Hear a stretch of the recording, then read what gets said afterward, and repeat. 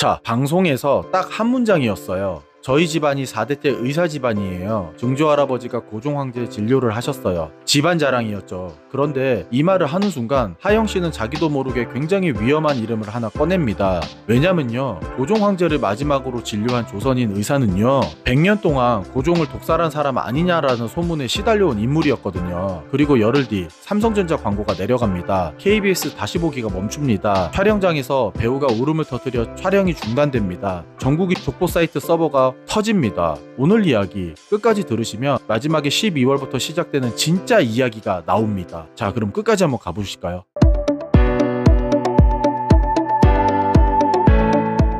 시작은 8월 6일이었습니다. 넷플릭스 신작 홍보 영상에서 가족 이야기가 잠깐 나왔고, 그날 오후 한 커뮤니티에 이런 글이 올라옵니다. 정말 조상 대대로 의사 가문인 배우. 여기까지 훈훈했어요. 칭찬 글이잖아요. 문제는 다음 날입니다. 8월 7일 KBS 예능 옥탑방의 문제아들에 출연한 하영씨가 직접 이야기를 꺼냅니다. 한양에서 최초로 양 의원을 개원하셨고 고종황제를 진료하셨다. 자, 여기까지 잠깐 계산해보세요. 1990년대 초반에 궁궐에 들어가 황제를 진료할 수 있었던 조선인 양의사, 그 시대에 그 위치까지 올라가려면 뭐가 필요했을까요? 네티즌들이 딱 그 생각을 한 겁니다. 그리고 그 이름을 찾아냈어요. 증조부 성함은 안상호, 1927년 12월 31일에 세상을 떠난 인물입니다. 그리고 열흘도 안 돼서 한국 연예계 전체가 흔들립니다. 먼저 균형부터 좀 잡고 갈게요. 이 사람 한쪽으로만 정리되는 인물이 아닙니다. 안상호는 어려서부터 부모를 잃고 혈혈단신 상경에 친척집에 얹혀 살면서 관립 1어학교로 나옵니다.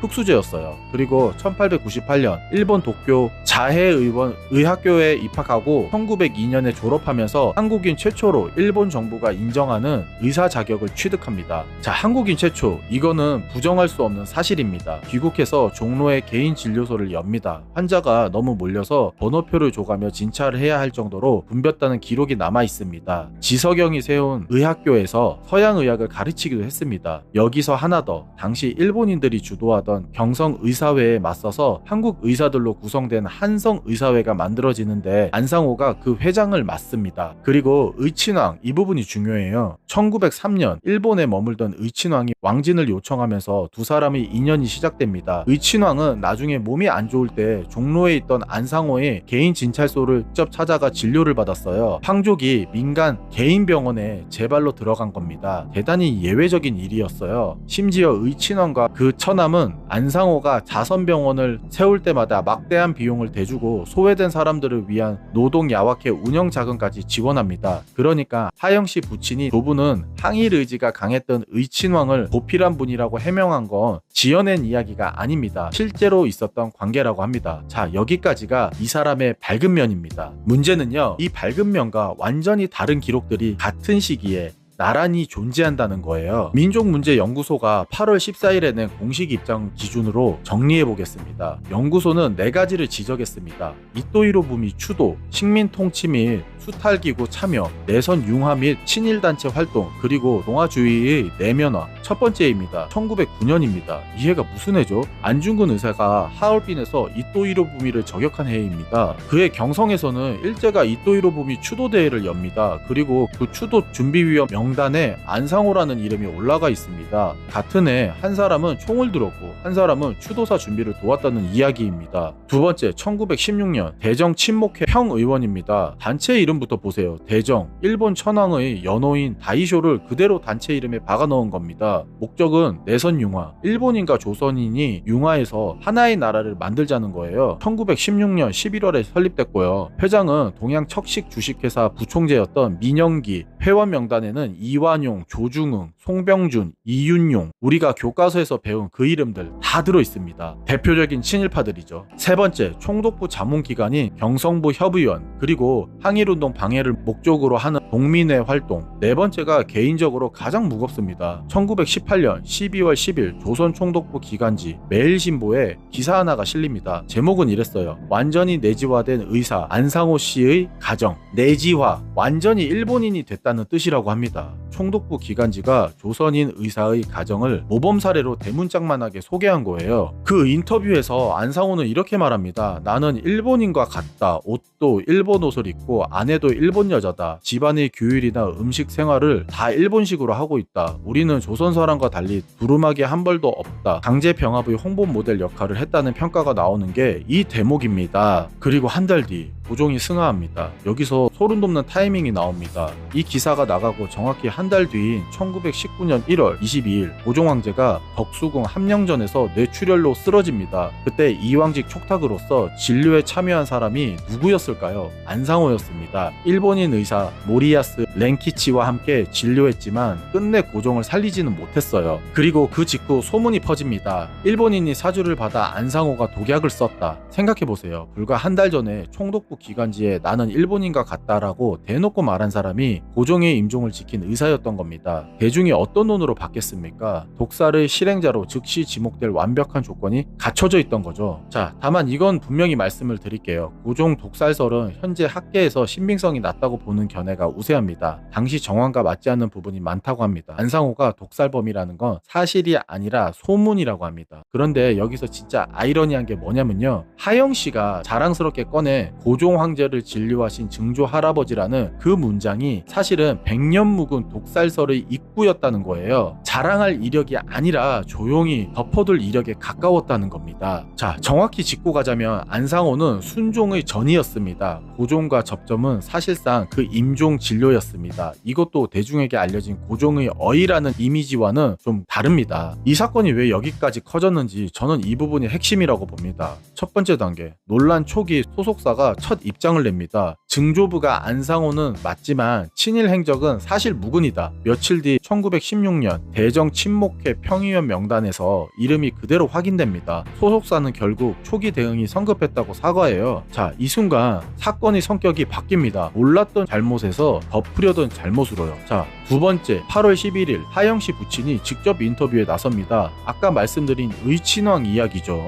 논리 자체는 근거가 있어요. 그런데 인터뷰 과정에서 쓰인 표현과 인용된 자료의 성격까지 함께 검증되어 오르면서 해명이 새로운 논란을 낳습니다. 자, 세 번째, 이게 결정타였어요. 집안을 변호하는 과정에서 소속사가 하영씨 조부인 고 안부호 카톨릭대 의대 교수 이야기를 꺼냅니다. 1949년부터 소록도 병원에서 근무하면서 한센인을 위해 헌신했다는 취지였습니다. 선의의 카드였습니다. 그런데요, 소록도가 어떤 곳입니까? 일제강점기 한센인 강제 격리 상징이었고 해방 이후에도 인권 침해가 이어졌던 곳입니다. 2005년 국가인권위원회의 한센인 인권 실태조사에 따르면 김상태 원장 재임기를 포함한 1949년부터 1958년 사이에 한센인 1191명을 대상으로 정관수술이 시행됐습니다. 낙태와 강제노역 기록도 남아있었습니다. 여론이 즉시 되물었습니다. 그럼 그 시기에 거기 계셨던 거네요. 여기서 반드시 짚고 갑니다. 현재까지 공개된 자료만으로 안부호 교수가 당시 소록도에서 벌어진 인권 침해에 직접 가담했다고 볼 근거는 확인되지 않았습니다. 1191명이라는 숫자도 안 교수 재직 기간을 넘어서는 누적 통계입니다. 오히려 병원 근무가 끝난 1957년경에 전라도와 경상도를 돌며 한센인을 진료한 기록이 남아 있습니다. 하지만 위기관리 관점에서 보면 완벽한 실패라고 볼 수 있습니다. 혹을 때려다 혹을 붙인 겁니다. 안 꺼냈으면 아무도 몰랐을 이야기를 스스로 꺼내서 검증대 위에 올려놓은 거니까요. 그리고 4단계가 있습니다.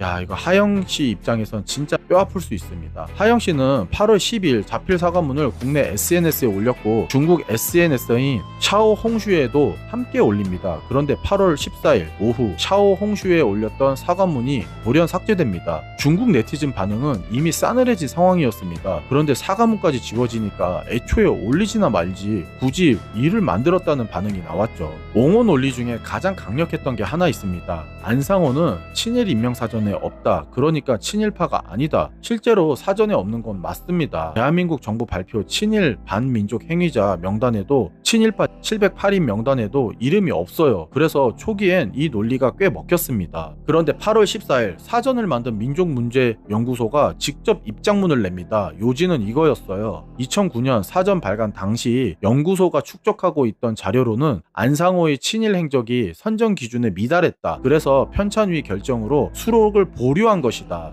수록 대상이 아니었던 게 아니라 보류였다는 겁니다. 그리고 이렇게 못 박아요. 친일 인명사전에 이름이 없다는 사실이 곧 친일 행적이 없음을 뜻하는 면죄부가 될 수 없다. 친일 인명사전은 완료된 결과물이 아니라 현재 진행형인 학술 사업이다. 추가 사료가 나온 만큼 개정판 재심의 가능성까지 열어놨습니다. 방패로 쓰였던 게 부메랑이 된 순간이었죠. 역사 저술가 심용환 씨는 좀 더 신중한 입장을 냈습니다. 여러 각도로 추정해 본 결과 안상호는 식민지배에 순응했고 근대 의료 보급에 적극적이었지만 나머지 영역에서 적당히 일제와 결탁하면서 영화를 누린 것으로 보인다. 다만 대정 침묵회 관련 연구에서 그의 활동은 초기 가입 사실과 더 면밀한 검토가 필요한 말년이 단편적 기록밖에 없다. 그러니 친일파인 것은 맞지만 반민족 행위자가 맞는지를 학문적으로 단정하는 건 옳지 않다. 정리하면 이렇습니다. 친일 행적이 있었다는 데에는 이견이 없어요. 다만 법적, 학술적 의미의 친일 반민족 행위자로 확정하는 건 별개의 문제라는 겁니다. 이 구분 뒤에 나올 재산 환수 이야기에서 결정적으로 중요해집니다. 여기서부터가 이번 주 이야기입니다. 연예계 여파부터 말씀드리겠습니다. 삼성전자 공식 유튜브 홍보 영상이 비공개로 전환됐고 네이버 스마트 스토어와 의류 브랜드 영상도 내려갔습니다. KBS 옥탑방 문제아들 다시 보기 서비스는 중단됐습니다. 8월 14일 예정됐던 넷플릭스 신작 언론 인터뷰는 취소됐습니다. 논란 발생부터 여기까지 걸린 시간이 딱 8일이었습니다. 하영씨는 현재 SBS 새 드라마 승산 있습니다 촬영을 진행 중입니다. 이재훈 씨가 주연이고 하영씨는 신참 변호사 역할입니다. 그런데 8월 13일 촬영 도중 감정을 추스르지 못하고 눈물을 흘려 촬영장이 한동안 중단됐다고 합니다. 몇 시간 휴식을 취한 뒤 현장에 복귀해 예정된 분량을 마쳤다고도 해요. 여기서 마음 아픈 디테일이 하나 더 있습니다. 논란이 터진 직후 8월 11일 하영씨 생일이었는데 촬영장에 예정돼 있던 케이크 축하 파티가 취소됐다고 하죠. 자, SBS는 지금 진퇴양난입니다. 하차나 배우 교체 요구가 나오는데 방송사는 난색을 표하고 있습니다. 전체 촬영이 90% 진행됐고 빠르면 3주 안에 끝날 예정이거든요. 지금 주연을 바꾸면 수십억 원의 제작비가 날아갑니다. SBS 공식 입장은 상당 부분 촬영이 진행된 상태이고 시안을 인지하고 있으며 추이를 면밀하게 지켜보고 있다는 원론적인 수준입니다. 그런데 진짜 문제는 편성 날짜입니다. 승산 있습니다의 첫 방송일은 2027년 2월 26일입니다. 3.1절 사흘 전입니다.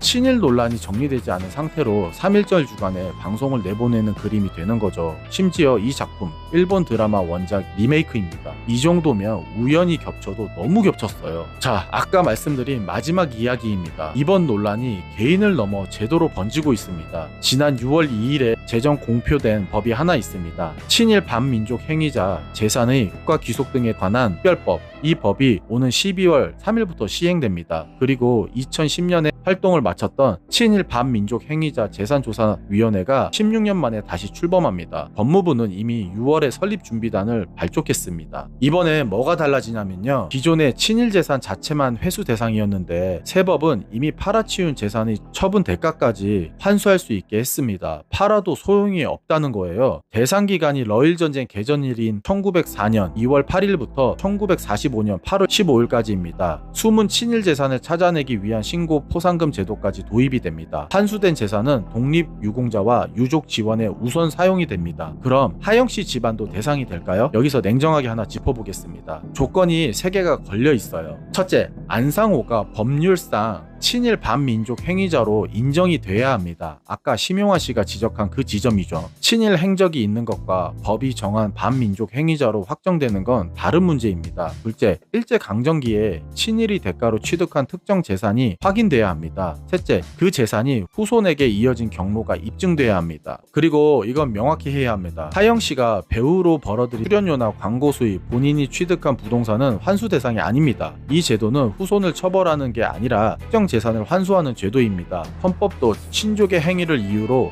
불이익을 주는 연자제를 금지하고 있습니다. 참고로 심용환 씨도 이 특별법 추진에 찬성한다는 입장을 밝혔습니다. 이건 연자제가 아니라는 겁니다. 한편 대중의 관심은 하영씨 개인을 완전히 떠났습니다. 어디로 갔을까요? 자기 자신한테 갔습니다. 8월 13일부터 국내 최초 족보 전문 사이트라는 나의 뿌리를 찾아서에 사람이 몰리기 시작합니다. 접속 장애야 복구가 반복됩니다. 1997년에 만들어져서 287개 성씨와 3천여 개 본관 정보를 제공하던 곳인데 30년 가까이 조용하다가 갑자기 서버가 터진 겁니다. 자, 여기서 끝이 아닙니다. 한 개인 개발자가 만든 친일파 스캐너라는 사이트가 SNS를 타고 퍼집니다. 독립유공자 공적조서 19,059명, 반민족 행위자 1,006명을 데이터베이스로 놓고 성씨와 본관을 입력하면 같은 본관의 독립유공자와 친일 반민족 행위자를 나란히 보여줍니다. 사람들 반응은 이랬어요. 마음을 졸이면서 검색했는데 친일은 0명이다. 독립유공자가 이렇게 많은 줄 몰랐다. 감사하다. 우리 집은 친일도 독립도 없네. 한 배우의 예능 발언 하나가 전 국민의 집단 족보 검색으로 번진 겁니다. 그것도 하필 광복 81주년 주간에요. 일본 언론도 이걸 흥미롭게 봤습니다. FNN은 8월 13일 한국에서 친일이 갖는 무거운 의미라는 칼럼을 실었고요. 일부 매체는 강동원 이지와 같은 전례를 나열하면서 한국 사회는 조상의 죄를 자손에게 지우는 걸 당연하게 여긴다. 역사가 현재의 인간을 심판하는 도구가 되는 것을 경계해야 한다고 썼습니다. 현대판 연좌제라는 표현도 나왔고요. 다만 이 보도들 반민 특위 좌절 같은 미완의 친일 청산이 한국에게 남긴 감정에 대한 분석은 빠져 있습니다. 자, 가장 예민한 질문이 남아 있습니다. 의외라고 느끼실 수 있는데 여기서 가장 명확하게 선을 그은 쪽은 민족문제연구소였어요. 방학징 사무처장은 연좌제에 반대한다는 입장을 분명히 밝힙니다. 이유가 인상적이에요. 독립운동가들 역시 연좌제에 반대하며 민주공화국을 세우려 했다는 겁니다. 그러니 후손이라는 이유만으로 책임을 물을 수 없다는 겁니다. 다만 단서가 붙습니다. 조상의 명백한 친일 행위를 정당화하거나 부정화할 경우에는 그 언행에 대한 책임이 따른다는 것 당연하죠. 연구가 정리한 이번 사태의 본질은 이겁니다. 한 배우가 친일파의 후손이라는데 문제가 있는 게 아니라 조상의 식민지 협력 이력에 대한 역사적 성찰 없이 그걸 공개적으로 말해서 대중에게 상처를 줬다는 점, 조상의 죄를 묻는 게 아니라 후손의 태도를 묻고 있는 겁니다. 저는 이번 사태를 좀 이렇게 생각을 합니다. 첫 번째, 이건 역사 문제이기 전에 위기관리 실패 사례라고 볼 수 있습니다. 사실무근이라는 말을 꺼내기 전에 자료를 30분만 찾아봤으면 됩니다. 대정 친목회 평의원 명단은 숨겨진 기밀 문서가 아니라 이미 공개된 자료입니다. 확인 없이 부인하는 순간 사건은 몰랐던 잘못에서 덮으려던 잘못으로 바뀌죠. 그 차이가 광고 계약 전부보다 비쌌습니다. 둘째, 대중이 진짜 화가 난 지점은 친일 후손이 아니라 자랑이었다고 봅니다. 이지아 씨도 강동원 비슷한 논란을 겪었습니다. 근데 이번 반응이 유독 격했던 이유가 있어요. 이번에 본인이 먼저 예능에 웃으면서 꺼냈다는 거예요. 검증당한 게 아니라 자진해서 무대에 올린 겁니다. 셋째, 그럼에도 이 흐름이 무한 확장되는 건 경계해야 한다고 생각을 합니다. 조부의 소록도 근무 이력까지 소환되고 있는데 앞서 말씀드렸듯이 직접 가담 근거는 확인되지 않았습니다. 분노가 정당하다고 해서 그 화살이 아무데나 꽂혀도 되는 건 아니죠. 검증되지 않은 의혹이 사실처럼 굳어지는 순간 우리가 그토록 비판했던 그 방식을 우리가 쓰게 되는 겁니다. 책임을 묻는 것과 사람을 매장하는 것은 다르죠.